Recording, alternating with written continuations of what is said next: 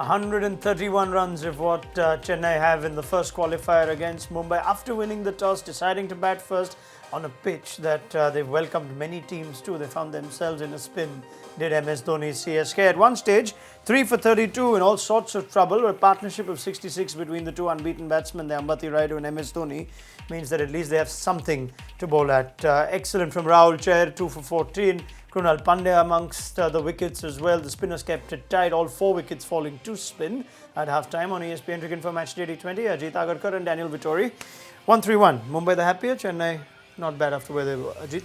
Yeah, Chennai would be a little bit happier than, I think 140 plus would have what you would have ideally liked. I think Mumbai the happy team, in my opinion, and at this up. I wouldn't say happy because they've seen the conditions, but it's a very gettable score. I don't think Chennai have got enough. You go with that? Yeah, I think the wicket was as expected. We didn't think it was going to be that great, and when Chennai decided to bat first, that probably confirmed that for us. And the wicket was tough. It was really tough. It spun, and it spun for everyone, and the slow balls held up as well. So I think both bowling attacks have the right attack for these conditions, but I think the fact that now Mumbai know what they need to score, that's in front of them, that should give them an advantage. But Chennai have been in this situation before, and with their spinners have been able to defend it. Okay, I'm going to take your questions, thoughts, feedback, suggestions, whatever, and I think you will have plenty to say on this page. So get them, start posting them, and I'll put them through to Dan Vettori and Ajit Agarkar. But first up, on this pitch itself, is this the sort of pitch you are okay with in 2020 game, or for a qualifier, a big playoff game? Yeah, game deserves better. Poor pitch for sure. I mean, I'm actually quite okay when there are low-scoring games, but it's still a, but for that partnership, Chennai could have ended up for less than 100. Okay, maybe you have to play a little bit differently on this pitch, but you still want to see a 160, 150, 160 bare minimum. I don't think it's a 160 pitch at all. And we've seen some very, substandard pitches in Chennai through this course of this. By design or accident? Well, I think because they've been so inconsistent, it is by accident, because you can't really predict what you're going to get. I don't mind a low-scoring game, but I'm not the target market. I think people want to see 180. You're going to be bowling on that. 190, 200. In these sorts of games, I think they want to see something that's really conducive to batting, and so you can put on a spectacle. This is a spectacle for a different reason. Yeah. No, I enjoy watching that game as well. It's just you don't want, the toss to decide which way the game goes. Hopefully it doesn't. Fortunately Mumbai have the attack to then stop Chennai. There might be some other teams which may not be able to do that, and then the game's done, like the other night against Delhi. Okay, Delhi didn't bat very well, but it just becomes almost a one-sided contest which you don't want in a playoff. Ghulam Mohyuddin is simply put one word: boring. Okay, that's one way of looking at it. Not the target market. Arvind Shenoy for Dan. Is playing aggressive possible on this sort of pitch, and could it be advised on a slow pitch to play aggressive in counter-attack? Dan? No, I don't think aggressive's the right approach. I think it's once again that matchup. You'll see when Jayant bowled to Dhoni and Rayudu, they knew they could take them on, and they took a chance. If they'd done the same thing to Chahar or Krunal Pandya, they wouldn't have got the same result, because it's just too tricky to bat on with these sort of wickets. So you got to find your spot, you got to find the person you go against, and once you do, you'd be aggressive in that situation. Anil Nayak for Ajit. Should Dhoni stick with the usual Deepak Chahar and Bhaji to start with, or would you go differently? I think Bhaji will definitely start. Yeah. There's a left-hander there as well, de Kock. It'd be interesting actually. Might go for another. I think Deepak Chahar has been bowling exceptionally well with the new ball. He does swing. There is enough for every bowler in that pitch because the ball's holding up. Rohit could drive one on the rise, which doesn't quite come on, and hit one straight to the fielder. So I don't think he'll change his new ball combination. Yeah, big matchup that Harbhajan versus Quinton de Kock, because Quinton de Kock's been really good, and Harbhajan's really good against left-handers. You've had Quinton de Kock in the changing room. Can you tell him something like play out the off spinner? Will it work? But I think Quinton works through that himself. I think you would see him against the left armour or the leg spinner. He'd be aggressive, whereas I think we'll see him either sweep or give up his stumps and try to cut. And I think those are the only two real options he'll take on. Ayush Dhangana, could Raina be a good option to try out on a track like this? Dan, you were making that point. Yeah, well, I think the people were talking about should they have played more than 3 spinners, and it's tricky to fit in more than 3 spinners because you've still got to bowl those depth overs, because I think the spinners are still not effective as much as the seam bowlers are there. So we may see one over from Raina if the matchup's there. Might be Ishan Kishan through those middle stages if Harbhajan gets through some overs. Ankit says this pitch shows the importance of Rayudu in a team. He can anchor when required. Ajit? In a T20 game, maybe. We are discussing T20 cricket, right? I don't know. Maybe his point is broader for Ambati Rayudu, who's getting runs at a good time with Kedar Jadav's injury. Yeah, he's not doing his case any harm. I think, and he's one of the 2 guys in the running just in case Kedar Jadhav doesn't make it. So he's really good innings today. Played the situation very well. Don't want to look too far ahead. Really good innings in the context of the game and in T20 cricket for Chennai. Okay, Dheeraj Kotwal, I think from whichever part of the world you're watching, he says, I didn't wake up to watch this.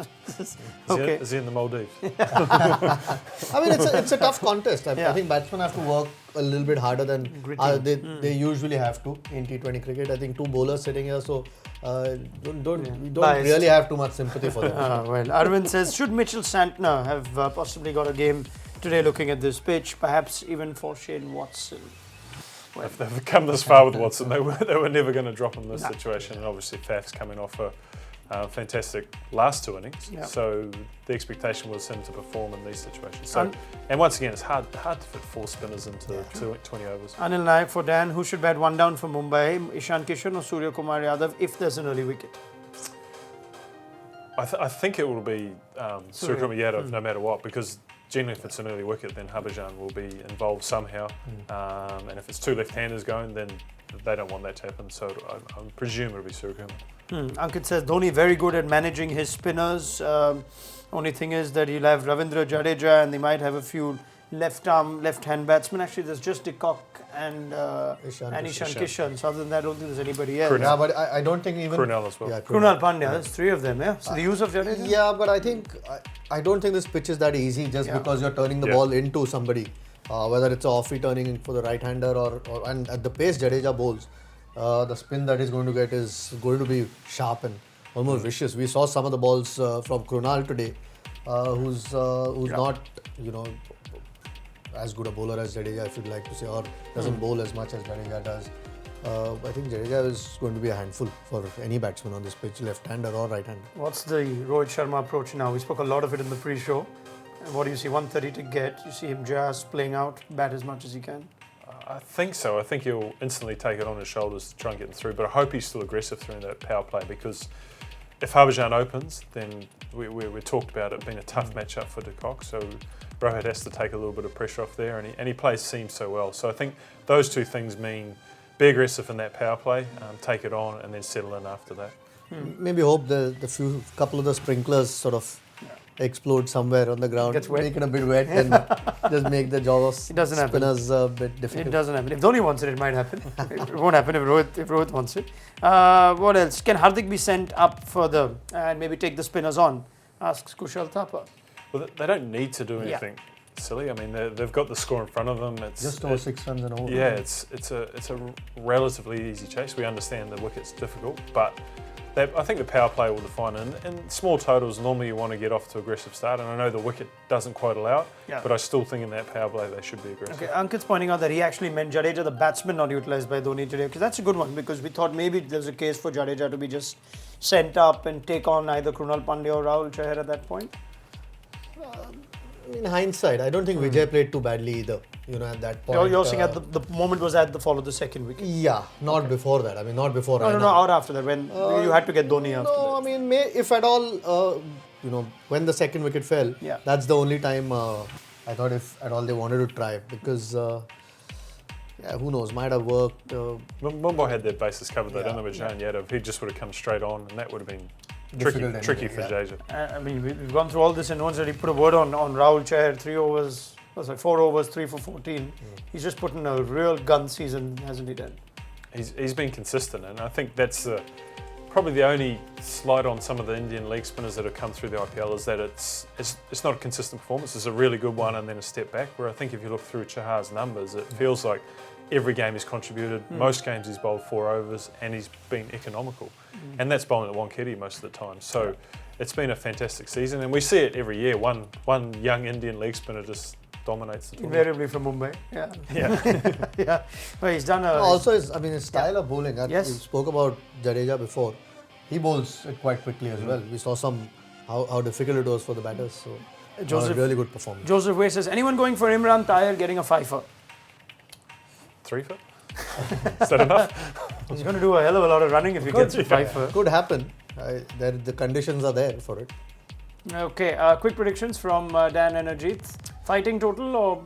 Yeah, it is a fighting total. There's no, with the way sort of Dhoni manages his bowlers or the bowling attack has it at his disposal, even Bravo for that matter, with his change-ups, it's going to be a tough chase. But I don't think they have quite enough. I don't think it's a winning score.